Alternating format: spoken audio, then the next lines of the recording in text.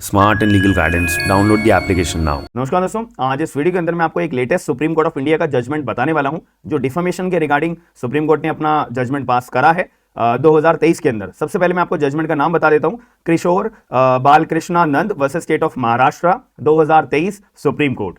यहां पे आपको सबसे पहले मैं आपको डिफेमेशन का टॉपिक 2 मिनट के अंदर समझा देता हूं। डिफेमेशन कैसे हुई है, कब हुई है, ये हमें कब मानी जाती है, ये हमारे को स्पेसिफिकली डिफेमेशन का topic 499 of Indian penal code 1860 के अंदर डिफाइन करा हुआ है।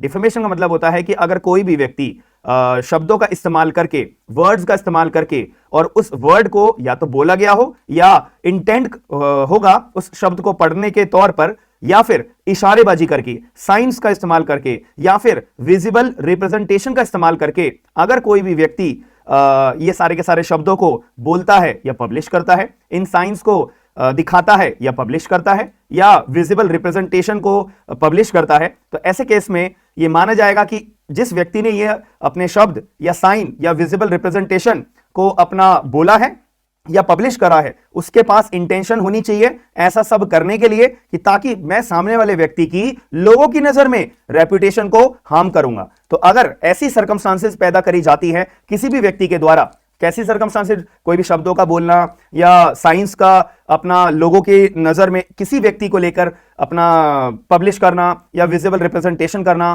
तो यह माना जाता है कि एक व्यक्ति ने दूसरे व्यक्ति को डिफेम किया है। याद रखना, मैंने कहा है लोगों के बीच में, केवल एक व्यक्ति ने दूसरे व्यक्ति को कोई अपशब्द बात बोली है तो यह डिफेमेशन नहीं होता है। डिफेमेशन जब ही होता है जब कोई व्यक्ति लोगों के आगे किसी एक पर्टिकुलर बंदे के बारे में अपशब्द बोलता है जो उसको डिफेम करने के लिए अपने पूरे होते हैं, रेपुटेशन को डाउन करने के लिए सक्षम होते हैं, तब हम बोलते हैं कि हां अब ये 499 ऑफ इंडियन पिनल कोड 1860 का अपराध बना है। अब यहां पे सुप्रीम कोर्ट ऑफ इंडिया के सामने Kishore Balakrishnanand versus state of Maharashtra 2023 supreme court के सामने एक मुद्दा आया था कि अगर कोई भी व्यक्ति एसडीएम को, सब डिविजनल मैजिस्ट्रेट को जाकर कंप्लेंट करता है कि जब साहब आपको एसडीएम को सामने, अपना सब डिविजनल मैजिस्ट्रेट के सामने अगर कोई भी कंप्लेंट करता है कि ऑफिसर आपको पता है कि एक एक्स नाम का व्यक्ति है, वो मेरे लैंड के ऊपर जबरदस्ती कब्जा कर रहा है, एनक्रोचमेंट मेरी लैंड को कर रहा है, तो प्लीज एसडीएम साहब आप कोई एक्शन लीजिए। अब जब एक्शन लिया जाता है या थोड़ी बहुत इंक्वायरी करी जाती है तब यह पता लगता है यार एक्स नाम का व्यक्ति तो कोई एंक्रोच कर ही नहीं रहा था, या फिर यह बात प्रूव हो जाती है कि एक्स नाम के व्यक्ति ने कोई भी एंक्रोचमेंट नहीं करा है। अब क्वेश्चन यहां पे आता है कि क्या एक्स नाम का व्यक्ति जिसने कंप्लेंट दायर करी थी एसडीएम के पास में, एसडीएम साहब के पास में, तो क्या एक्स नाम का व्यक्ति उस व्यक्ति के ऊपर डिफेमेशन का केस फाइल कर सकता है या नहीं कर सकता है? ये एक इंपॉर्टेंट पॉइंट यहां पे सुप्रीम कोर्ट ऑफ इंडिया के सामने इशू के तौर पे बनके आया था। सुप्रीम कोर्ट ऑफ इंडिया ने क्लैरिफाई करा था कि भाई देखो, यहां पर एक हमारी एक्सेप्शन नंबर 8 आती है। टोटल 10 एक्सेप्शन है ना हमारा, अगर हम 499 ऑफ इंडियन पिनल कोड पढ़ते हैं टोटल 10 एक्सेप्शन है, तो एक एक्सेप्शन नंबर 8 आती है कि अगर कोई भी व्यक्ति एक्यूजिशन लेकर कोई भी लॉफुल अथॉरिटी के पास में जाता है, गुड फेथ में जाता है, कंप्लेंट दर्ज कराने के लिए जाता है, अच्छी नीयत के साथ जाता है, कोई भी एक्यूजिशन के तौर पे अपना केस दर्ज कराने के लिए, तो ये अपना डेफेमेशन की कैटेगरी में नहीं माना जाता है। और ये जो करंट इशू है, करंट केस है, ये भी exception number 8 of 499 of Indian penal code के अंदर आता है कि भाई जो व्यक्ति ने अपना एसडीएम के पास कंप्लेंट दर्ज करी है वो पहली बात गुड फेथ में करी है, ये प्रूव करना होता है, वैसे तो पार्टी ने प्रूव कर दिया था कि गुड फेथ में करी है, अच्छी नीयत से करी है। और एनक्रोचमेंट ऑफ लैंड की बात जब आगे चल के प्रूव होती है कि एक्स नाम का व्यक्ति जो एनक्रोचमेंट नहीं कर रहा था, उसके बाद एक्स नाम के व्यक्ति के पास कोई अधिकार नहीं है डिफेमेशन का केस फाइल करने के लिए। क्यों? क्योंकि जिसने कंप्लेंट दायर करी थी ना एसडीएम के पास में, सब डिविजनल मैजिस्ट्रेट साहब के पास में, तो वो गुड फेथ में करी थी। जैसे ही गुड फेथ प्रूव हो जाता है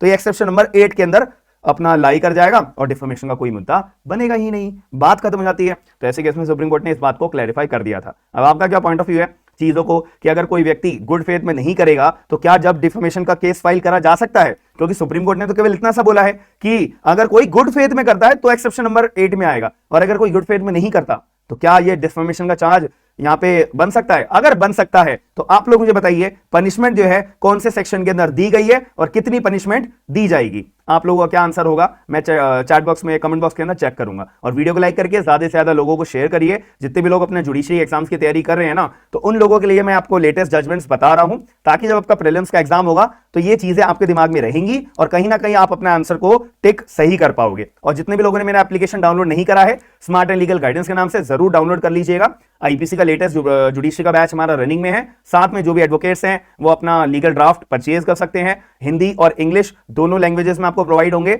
और जैसे आप परचेज कर लोगे आप हमारे को एप्लीकेशन पर मैसेज भेज देना, हम आपको गूगल ड्राइव का लिंक शेयर कर देंगे। साथ ही में जो लोग अपना एआईबी की तैयारी कर रहे हैं उनको पीवाईक्यू की जरूरत होगी, वो भी आप लोग अपने मेरे एप्लीकेशन पे आपको मिल जाएंगे। तो आप लोग एप्लीकेशन को डाउनलोड जरूर करिएगा और फायदा जरूर उठाइएगा। बाकी मिलते हैं नेक्स्ट वीडियो के अंदर। वीडियो को लाइक करे बिना बिल्कुल मत जाइएगा। थैंक यू, धन्यवाद।